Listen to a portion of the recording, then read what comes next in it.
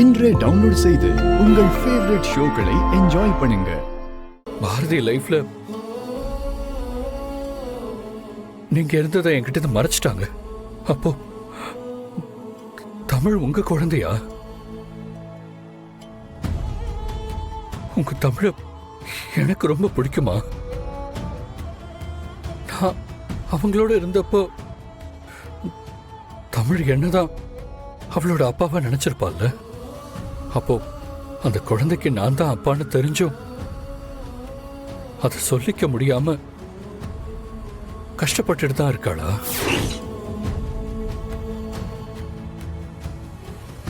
ஏன் தமிழ் கஷ்டப்படணும்? பாரதி ஏன் நான் அவங்க கண்ணு முன்னாடியே இருந்தும் என்னை யாருன்னு காட்டிக்காம எப்படி ஒரு வாழ்க்கைய வாழணும்? என்ன காரணம்னு கூட தெரியாம ஆதித்யா கிட்ட நான் அவனோட அப்பான்னு சொன்னதெல்லாம் எனக்கும் அவனுக்கும் இருந்த உறவால தானே. அப்போ எனக்கு என்னதான் ஆச்சு? ஏன் நான் பாரதியை விட்டுட்டு போனேன்? பாரதிக்கு ஏன் இந்த மாதிரி தனியா கஷ்டப்படுற நிலைமை வந்துச்சு?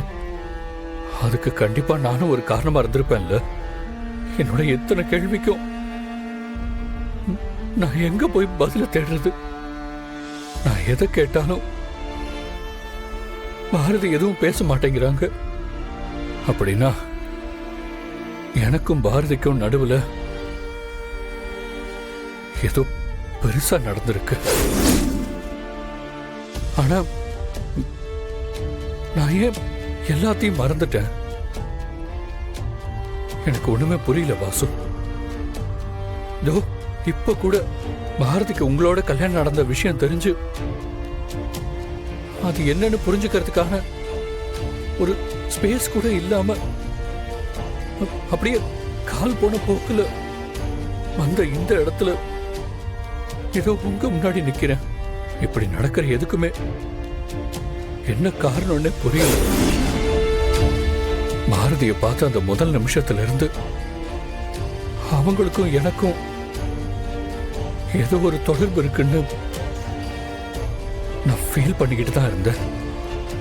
ஆனா அதுக்கு பின்னாடி இவ்வளவு பெரிய ரகசியம் இருக்குன்னு நான் சத்தியமா நினைச்சு கூட பார்க்கல.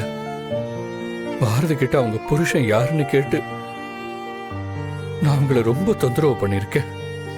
அதனால மனசளவுல பாரதி பாதிக்கப்பட்டிருப்பாங்கல்ல. ஆனா பாரதி என்கிட்ட உண்மையா சொல்லிருக்கலாமே. ஏன் எதுவுமே என்கிட்ட சொல்லல?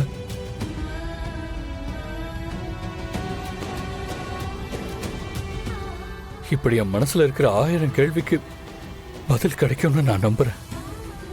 ஒரு விஷயம், நீங்க பாரதியை எவ்வளவு சந்தோஷமா வாழ வைக்கணும்னு நினைச்சீங்களோ அதே மாதிரி அவங்கள நான் நல்லபடியா பார்த்துப்பேன்.